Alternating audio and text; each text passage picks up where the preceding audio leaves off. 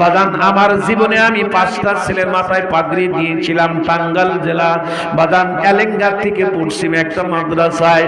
তার মধ্যে একটা ছেলের বাড়ি ছিল হলো আপনাদের এই পার্শ্ববর্তী জেলা কুড়িগ্রামের। ভাইজান যতগুলি ছেলের মাথায় পাগড়ি দিলাম আমি কারোর চোখের মধ্যে পানি দেখি নাই, বরঞ্চ সবার চোখের মধ্যে বাজান মুখের মধ্যে মুচকি মুচকি হাসি দেখা যায়।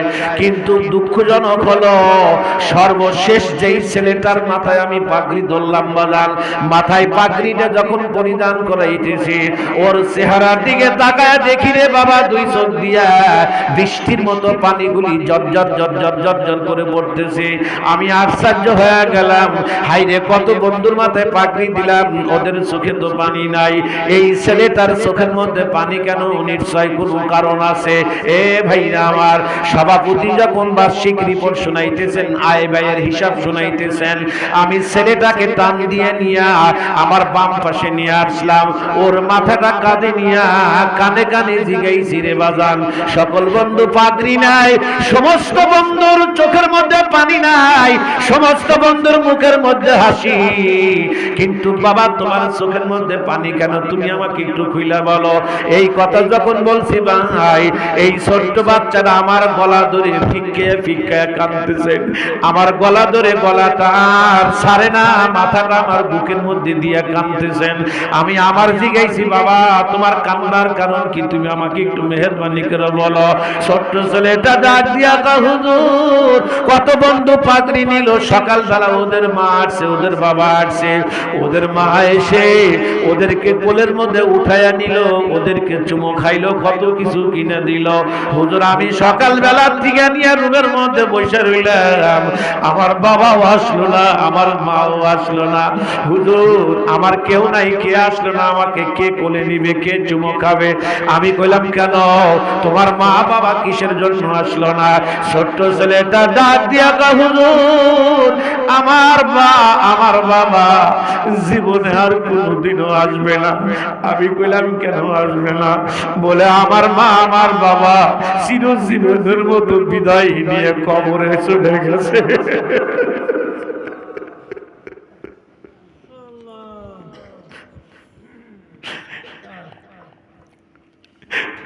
পাগড়ি যখন দিতে চাই এই কথাগুলি আমার চোখের সামনে ভেসে ওঠে।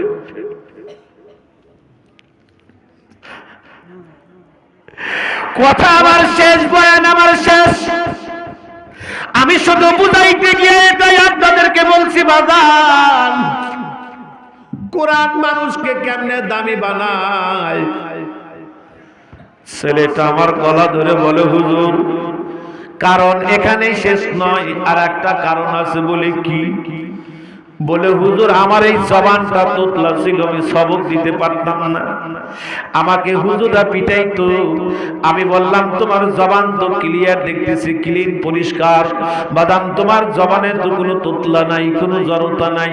বলে হুজুর যত ডাক্তার কত কবিরাজ দেখাইছি জবান আমার ভালো হয় নাই, কেবলমাত্র সবে মাত্র একজন ডাক্তারের কাছে গিয়ে বিনা ঔষধে আমার জবান ভালো। আমি বললাম কিভাবে বলো? বলে হুজুর আমার আল্লাহ যে এত ভালো, আমার আল্লাহ যে এত রহমান, আমার আল্লাহর এত দয়া, আমার আল্লাহর এত মায়া, এইটা হুজুর আমার জানার ছিল না। বলি কিভাবে তুমি বলো? বলো হুজুর একদিন গভীর রাত, জুমার রাত, বৃহস্পতিবারের রাত, সকল বন্ধু ঘুমায়, হুজুর আমার চোখে ঘুম নাই। হুজুর কোরআন শরীফটা নিয়ে বুকের মধ্যে নিয়ে আমি বসা আছি, আল্লাহরে বুঝাইতেছি আল্লাহ এই কোরআনের বরকতে আমার জবানটা তোমার আজকে ভালো করে দিতে হবে। বলে হুজুর দেখতে দেখতে দেখতে দেখতে রাত যখন গভীর হয়ে গেল, সকল বন্ধু যখন ঘুমায়, হুজুর আমার চোখে ঘুম নাই। আমি কোরআনুল কারীমটা নিয়ে মসজিদে যখন রওনা দিলাম, হুজুর জায়নামাজকে সাথে নিলাম, হুজুর জায়নামাজ নিয়ে 2 রাকাত নামাজ পড়ার সিদ্ধান্ত নিলাম। আমি চিন্তা করলাম না এই মসজিদেও 2 রাকাত নামাজ পড়বো না, আমি একটু আড়ালে যাব, আমি একটু মাদ্রাসার পিছনে কাইসা বনের মধ্যে আমি যাব, আমি এমন ভাবে আল্লাহকে ধরবো যদি জোরে কান্না আসে ওস্তাদের ঘুম ভাঙে যাবে, আমার লাইনটা কাটা হয়ে যাবে। হুজুর আমি নিজেই মাদ্রাসার পিছনে একটু কাইসা বনের মধ্যে আমি যাই নামাজ পড়লাম। হুজুর 2 রাকাত নামাজ পড়লাম, 2 রাকাত নামাজ পড়িয়া হাতটা উঁচু না করে দিয়া কপাল কান আমি সেজদায় লাগাইলাম। হুজুর সেজদায় লাগাইয়া আমি একটা ডাক দিলাম, আল্লাহ দুনিয়ায় আমার বাবা নাই, দুনিয়ায় আমার মা নাই, দুনিয়ায় যারা আপনজন নাই, আল্লাহ তুমি ছাড়া তো তার দুনিয়ায় কিছুই নাই। আল্লাহ আজকে মনের কথা বলবো কার কাছে বলবো আমার বাবা নাই, মনের কথা বলবো কার কাছে বলবো আল্লাহ আমার মা নাই। আল্লাহ দুনিয়ায় বাবা নাই, দুনিয়ায় আমার মা নাই। এত গভীর রাতের সেজদা আল্লাহ আমার সেজদা তুমি ফেলে দিও না। আমি বললাম বাবা তুমি কতক্ষণ পর্যন্ত ছিলা? বলে হুজুর খুশির খবর হলো আমি যখন সেজদা জায়নামাজে লাগালাম আমার মনে হয় আল্লাহর 2খানা কুদরতি পা আমার কপালের নিচে। হুজুর দেখতে দেখতে আমি বসে কান্নাকাটি করলাম, দেখতে দেখতে ফজরের সময় হয়ে যায়। হুজুর মসজিদের মাইক দিয়ে যখন এলান হয় আসসালাতু খায়রুম মিনান নাওম, হুজুর আস্তে করে জায়নামাজ নিয়ে আমি মসজিদের পথে রওনা করলাম। হুজুর ফজর নামাজ পড়লাম, ফজর নামাজ পড়িয়া হুজুর আমি বিদায় নিলাম। শনিবার দিন সবক দিতে যাব। হুজুর 1 পৃষ্ঠা দেই, 2 পৃষ্ঠা দেই, 3 পৃষ্ঠা দেই। হুজুর আমার মুখের মধ্যে আর জড়তা নাই। হুজুর আমারে কয় কি ব্যাপার, তোমার মুখের মধ্যে জড়তা নাই কেন, কি ঘটনা ঘটলো? ছেলেটা কান্দে আর বলে কোরআনের ইজ্জতে আল্লাহ আমার জবান ভালো করে নিয়েছেন। আমি আপনাদের কাছে জিজ্ঞাসা করতে চাই জবান খুলে বলেন তো কোরআনের পাওয়ার আছে না না?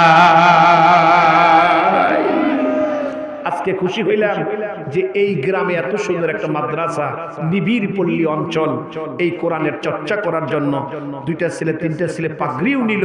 এটা বড় খুশির সংবাদ। আপনাদের নসিবটাও কত ভালো, কোরআনের বরকতে ওলামা হযরতে তাশরীফ আনছেন, আসবেন, ভবিষ্যৎ বুজুর্গানি দিন আসবেন। এটা খুব ভালো একটা দিক। এই জন্য প্রথমত আমল হলো কোরআনুল কারীমকে আঁকড়ায়া ধরা। এর 3 ব্যাখ্যা আল্লামা তকি উসমানী করছেন। 1 নম্বর কোরআনকে সহি শুদ্ধ করে প্রথমত তেলাওয়াত করা, 2 নম্বর কোরআনের উপর আমল করা, 3 নম্বর কোরআনের সমাজ গঠন করা। এই জায়গায় অনেক মানুষ আছে, অনেকে কোরআন শরীফ শুদ্ধ করে পড়তে পারি না। 2-1 আছে না নাই? জোরে কয় না? আসি। আমি আপনাদের কাছে অনুরোধ করি ইন্তেকালের আগ দিয়ে হলেও একটি করে হরফ শেখেন হুজুরদের কাছে। এই যারা আছেন ইতিমধ্যে আমার মসজিদে বয়স্ক আমি মাদ্রাসা চালু করছি, এই বয়স্করা 50 জন মানুষকে কোরআন হাতে দিয়েছি। বয়স্ক মানুষ আমার মসজিদও কাজ শুরু করছি, দোয়া করেন। কারণ আমার যুক্তি হলো ইমাম আসে নাই, প্রত্যেকটা মুসল্লির ইমামতি করার যোগ্যতা অর্জন করতে হবে। নামাজ চলো। এই জন্য নিবিড় পল্লী অঞ্চলে জীবনে আসতে পারবো কি পারবো না জানি না, আবার দেখা হবে কি হবে না জানি না, নসিবে আছে কি না জানি না। তবে কিছুদিনের জন্য, কিছু সময়ের জন্য আপনাদের সাথে সাক্ষাৎ, এই কথাটা আমার রাখবেন যে ইন্তেকালের আগে হলেও সহি শুদ্ধ করে কোরআন তেলাওয়াত করে কবরে যাব। বলেন আমিন, জোরে বলেন আমিন। হ্যাঁ, এটা করবেন। আমার মা, আমার নানিকে আমি দেখেছি, আমার মাকে দেখেছি। এই আমার মা উচ্চ শিক্ষিতা কোনো মা না, শুধু সহি শুদ্ধ করে কোরআন তেলাওয়াত পড়তে পারে, এটাই শিক্ষিত। আমার মা এমন একজন মানুষের ছাত্রী যিনি হুসাইন আহমদ মাদানির খলিফা ছিলেন, সন্দীপের হযরত। যে হুসাইন আহমদ মাদানি রাসূলুল্লাহর রওজার পাশে 18 বছর বুখারী পড়াইছেন। পড়াইতে গিয়া কোন জায়গায় যখন ঠেকে যাইতেন, আল্লাহর ওলি চোখ বন্ধ করতেন, নবীজির রওজার ভিতর থেকে বলে দিতেন। কি বলেন? আপনারা তো অনেকেই মনে করছেন যে রাসূল মরে গেছে, ইন্তেকাল করছে। আরে পোড়া কপাল, দুনিয়ার হাইসিয়তে রাসূল ইন্তেকাল করছেন, কবরে নবীজি আমার জিন্দা। আল্লাহর কসম করে বলতেছে এই মাহফিলে, নবীজি কবরে জিন্দা, নবীজি কবরে জিন্দা, নবীজি কবরে জীবিত। চোখ থাকলে যা। কিছু কথা আছে কওয়াও যায় না, সওয়াও যায় না, যদি কই ভাঙ্গে দই। মুসাফির হিসাবে দোয়া করি আল্লাহ যেন আপনাদেরকে মদিনায় যাওয়ার তৌফিক দেন। যায়েন, নিয়ত করেন, চেষ্টা করেন, যায়েন।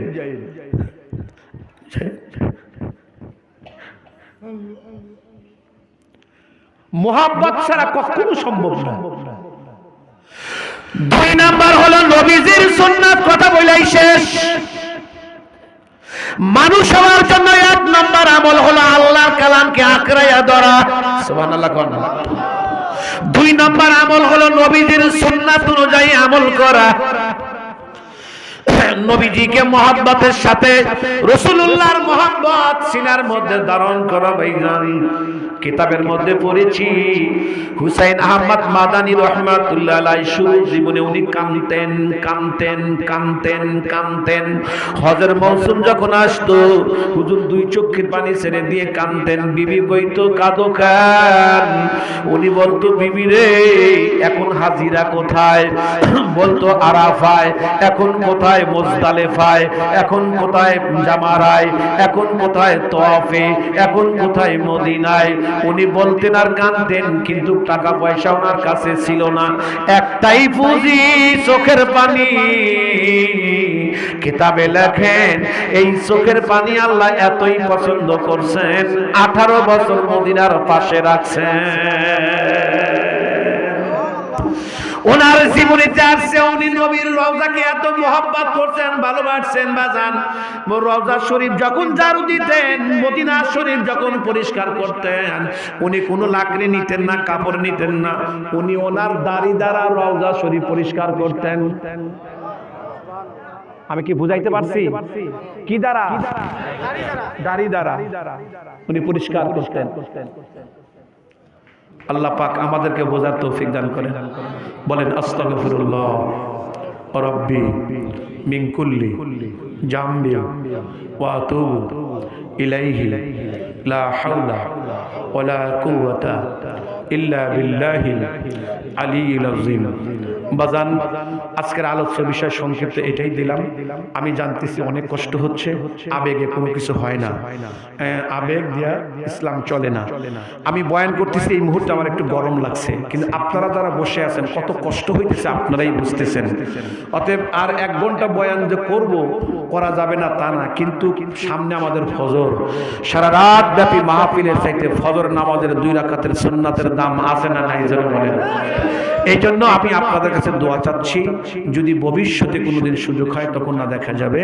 তবে আজকের আলোচ্য বিষয় এটাই, তামাম পৃথিবীতে অশান্তি, অশান্তির মূল কারণ হলো বান্দার গুনাহ, আর বাঁচার মূল মন্ত্র হলো কোরআন সুন্নাহকে আঁকড়ায়া ধরা। আল্লাহ তৌফিক দান করেন।